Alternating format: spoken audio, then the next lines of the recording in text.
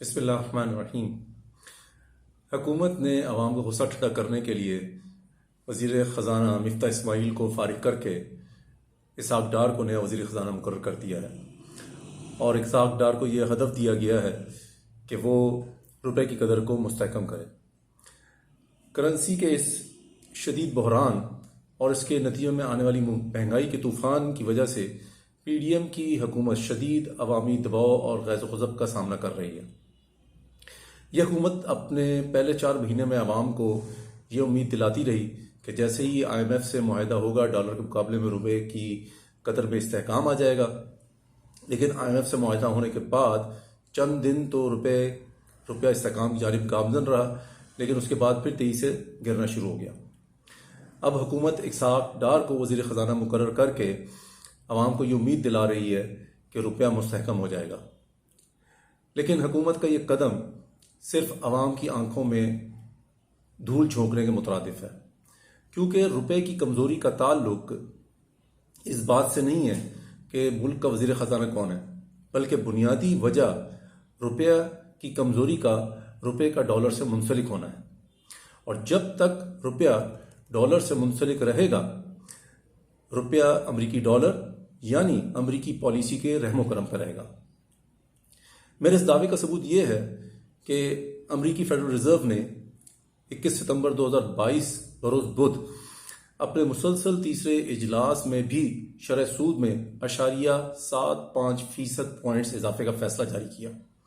اور ساتھ ہی یہ بھی خبردار کر دیا کہ شرح سود میں مزید اضافہ متوقع ہے۔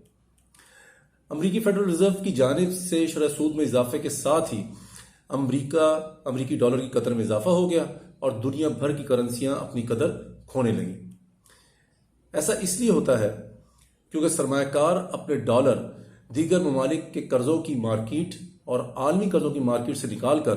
امریکی بانڈز میں انویسٹ کرنا شروع کر دیتے ہیں، کیونکہ اب امریکی بانڈز میں سرمایہ کاری کرنا ان کے لیے زیادہ نفع بخش ہو جاتا ہے۔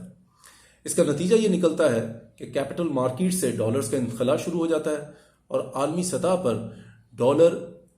کی قیمت میں اضافہ دیگر ممالک کی کرنسی کی قدر میں گراوٹ کا باعث بنتا ہے۔ چونکہ پاکستان بھی عالمی تجارت میں ڈالر استعمال کرتا ہے، لہٰذا ڈالر مہنگا ہونے کی وجہ سے درآمدی اشیاء کی قیمت میں اضافہ ہو جاتا ہے، اور اس طرح پاکستان میں مہنگائی میں اضافہ ہوتا ہے کیونکہ روپیہ کمزور ہو چکا ہوتا ہے۔ یہ کیسا مغربی معاشی نظام ہے کہ امریکی فیڈرل ریزرو شرح سود بڑھاتا ہے اور دنیا بھر کی کرنسیوں کی قدر گرنا شروع ہو جاتی ہے۔ پاکستان کے حکمرانوں کا امریکی فیڈرل ریزرو کی جانب سے شرح سود بڑھانے میں کوئی کردار نہیں ہوتا، لیکن اس کے باوجود اس امریکی مانیٹری پالیسی کی بدولت پاکستان میں مہنگائی بڑھ جاتی ہے، پاکستان کی کرنسی ڈوبتی ہے، مہنگائی کا طوفان آ جاتا ہے، اور پاکستان میں شدید معاشی بحران کھڑا ہو جاتا ہے۔ لہٰذا وزیر خزانہ مفتاح اسماعیل ہو یا اسحاق ڈار ہوں یا کوئی بھی اور ہو، پاکستان کا روپیہ ہمیشہ امریکی مانیٹری پالیسی کے رحم و کرم پر رہے گا۔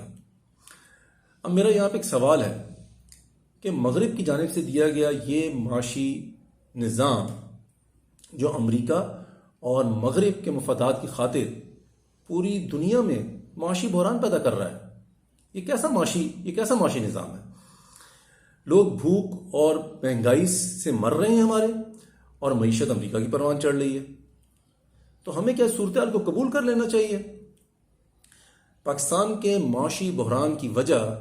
معیشت کا مغربی سرمایہ دارانہ معاشی آرڈر ہے، جس کے ہم اس وقت غلام بنے ہیں۔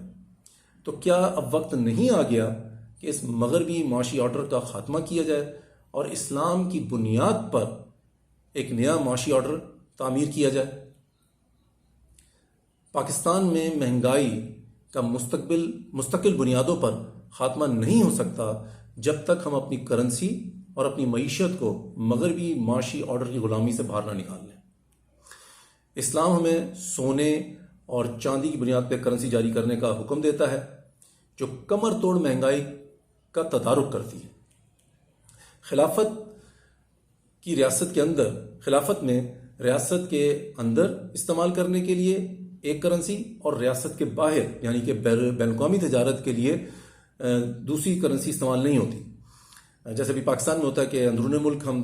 معاملات کے لیے روپے استعمال کرتے ہیں لیکن بیرونی تجارت کے لیے ڈالر استعمال کرتے ہیں، بلکہ خلافت میں ریاست کے اندر اور بین الاقوامی تجارت دونوں جگہ پر سونے اور چاندی کی کرنسی استعمال کی جاتی ہے۔ 1300 سال تک کرنسی کے اس نظام کو ریاست خلافت نے برقرار رکھا اور شاندار معاشی ترقی کی۔ اسلام کے ظہور سے قبل اور پھر خلافت کے دوران بھی پوری دنیا میں کرنسی سونا چاندی ہی رہی،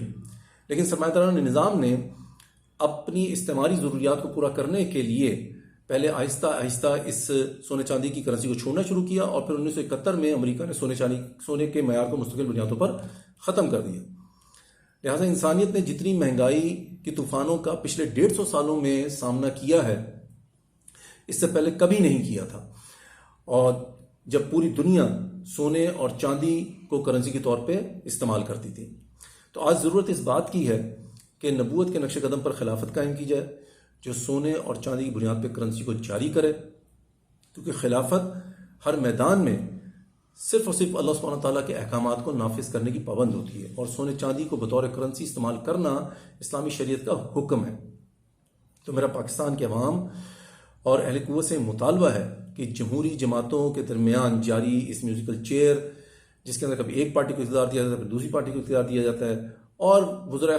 خزانہ کے متبادل تبدیلیوں کے سرکس کو اب ختم کیا جائے اور نبوت کے نقش قدم پر خلافت کی قائم کی جائے، جو سونے اور چاندی کی بنیاد پر کرنسی جاری کر کے پہلے پاکستان کے لوگوں کو اور پھر پوری دنیا کے لوگوں کو مہنگائی کی اس مصیبت سے مستقل بنیادوں پر جان چھڑائے گی۔